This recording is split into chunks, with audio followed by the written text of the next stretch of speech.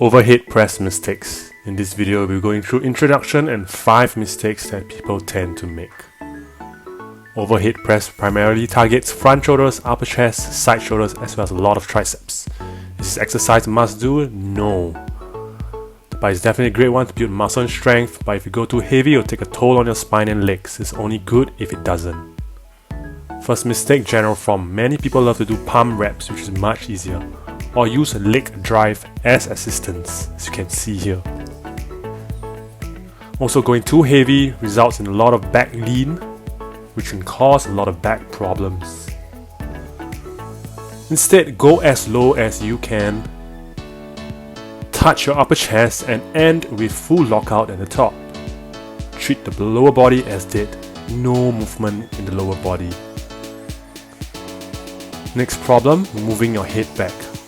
Bars arc around your head, which hugely decreases the weight you can carry. Dangerous also to your shoulder joints and also destabilizes you. Instead, move your head back as the bar comes down. Keep your bar close to the center of gravity so you can lift more. Next mistake, chest collapsing forward. Bar too far forward away from your chest, as you can see here. Instead, retract your shoulder blades and push your chest up. Touch upper chest to start. Push up with the bar super close to your face. Chest is good used as a good shelf. Power of your upper chest should push the bar up too. Descending the bar with control can be tough. Thus, many lower the bar down without control. This is the next mistake, uncontrolled descent.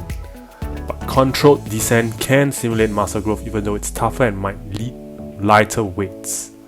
So, control the eccentric for about 1 to 3 seconds. Last mistake, not pushing the bar back. People tend to press the bar directly upwards. Notice the bar is in a slight forward position, taking the tension of your muscle to keep into that position. The bar should be close to the center of gravity by clearing your head, pushing it back and then locking out at the top. So you can exert more tension and have more stability.